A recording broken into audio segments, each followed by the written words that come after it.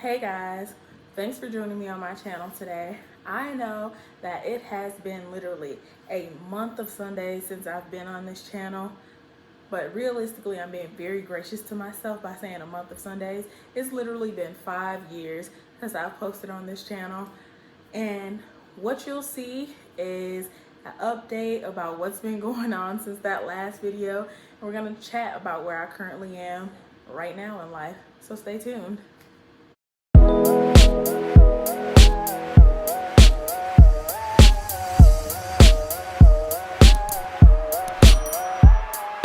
Okay guys, so thanks for joining me for my very few number of subscribers.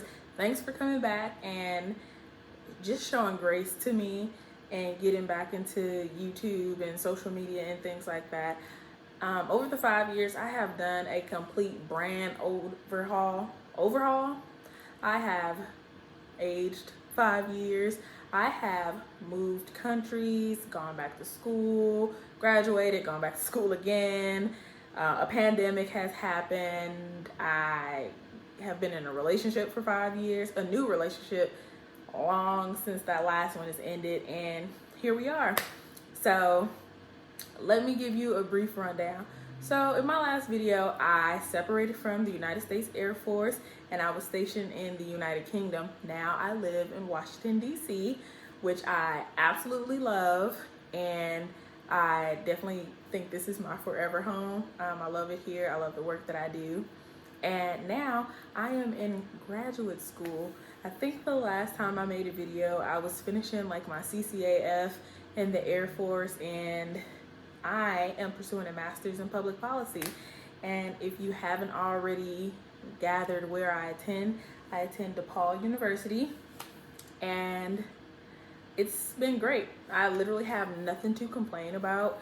The coursework is obviously a little more difficult than undergrad and associate pursuit, but I love it. And I think since separated from the Air Force, I've definitely honed in on like what it is that I want to be doing for the rest of my life and where I need to be directionally for that. Let's talk a little bit about school and grad school and how I got here. So I already had some college credits from when I was in high school, and I joined the Air Force and earned like 33 more college credits for the career field that I was in. And I essentially continued on and I attended University of Maryland Global Campus because that university has a partnership with the military, and they have several different, hundreds actually, of satellite schools and universities on military bases. So I continued a degree there in political science and graphic design, and I graduated last May. And it took me a while. Because I stopped and started a few times, and we took a few classes, a pandemic happened, depression, life. And I finally just said, let me finish this degree so I can pursue what I really wanted to do. And in pursuing that, I started working with Susan G. Komen's Center for Public Policy, and I really realized that public policy and health policy is what I want to be doing for the rest of my life, and I grasped onto that, and that's what I kept doing. So I decided that in my graduate degree pursuit, I would pursue public policy with an emphasis in health policy. Now, the research and the pursuit and honing in on what university it is that I wanted to attend, it took me a very long time, primarily because I did BS a lot in pursuing my undergrad degree. Because I had to retake so many classes, I was dragging my feet, I ruined my GPA, I fixed my GPA, I ruined it again, and I fixed it again, and I wasn't very confident in applying to graduate school because I didn't think that I would get in anywhere. Believe it or not, I ended up getting accepted to quite a few schools, and in my application, because it was coming to the end of the pandemic, I did not have to take the GRE. I didn't have to take any post-degree tests for acceptance. I just needed a few recommendation letters, which I gathered from previous supervisors, friends, colleagues, and professors, and I applied to Liberty University, Georgetown, GW, George Mason University. I want to say that I applied to VCU and Virginia. Virginia State, if I'm not mistaken. And I got accepted into Liberty, George Mason, and another school. I want to say it was GW, but I didn't get accepted into the dual master's and PhD program, which is what I really wanted. But I wasn't really sold on those schools. I was sold because it would be in the DC area, and I was feeling pretty confident about that. However, I did a little bit more research, and DePaul kept coming up on my ad, where your little FBI agent sends you things like, hey girl, I see you're applying to school, apply to this school. So I looked into DePaul's programs, and I looked into the other extracurricular activities that they had available and how flexible the online program would be. So there are a plethora of academic extracurricular activities that you can pursue at DePaul University, even as an online graduate student, that I did not want to pass up. And I didn't feel like those things were readily accessible to me at GW and at Liberty, at least not in the way that I wanted.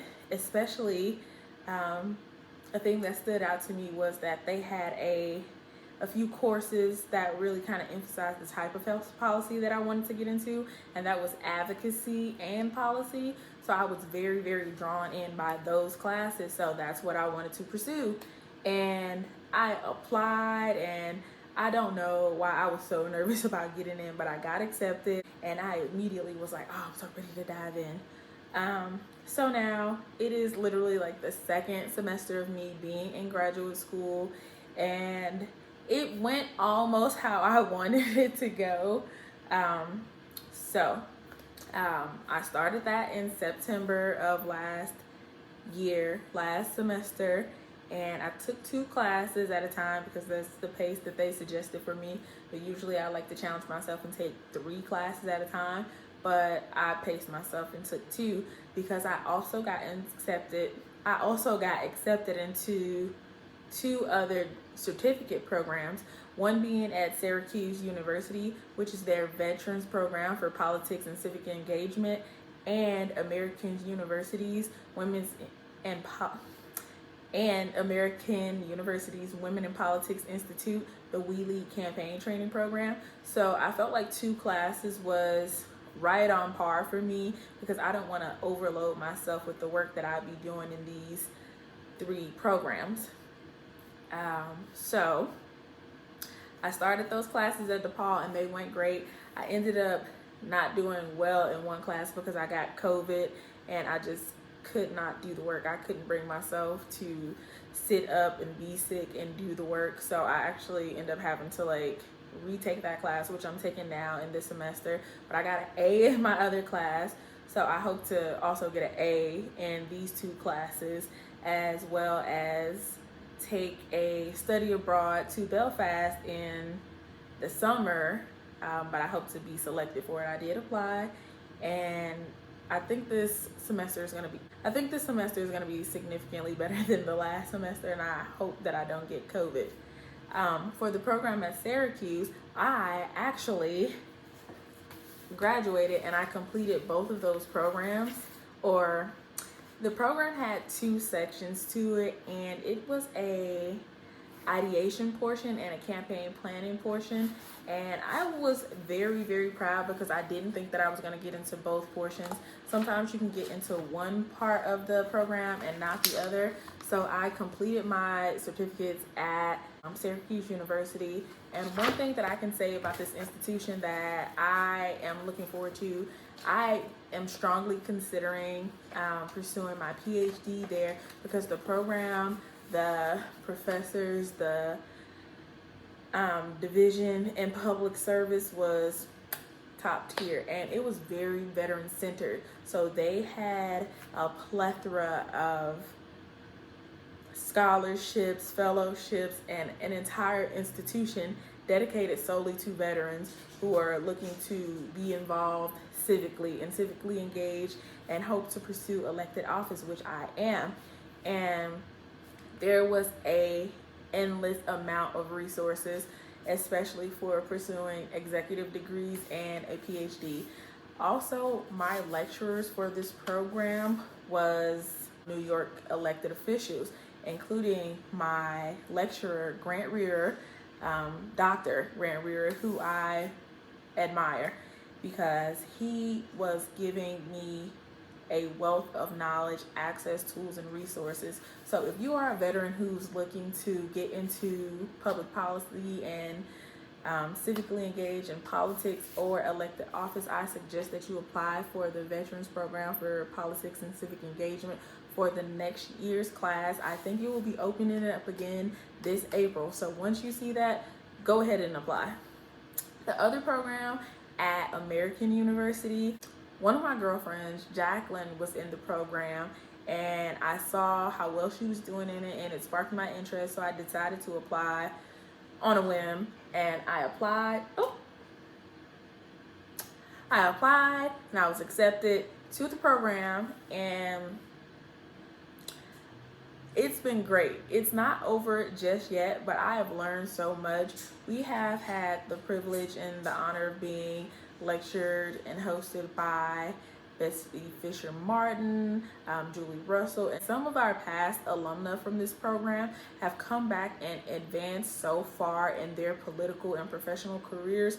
I'm really impressed for what this program can do for women like me who are seeking public office, and even on the backside and not being a public official, but as a campaign manager, communications director, these programs are top tier, and the access and the skills that I've learned, I'm super grateful for. And with that, DePaul University also has an endless amount of resources for veterans, graduate students, and ways to get involved that I never imagined. If you don't know, I have never attended college traditionally.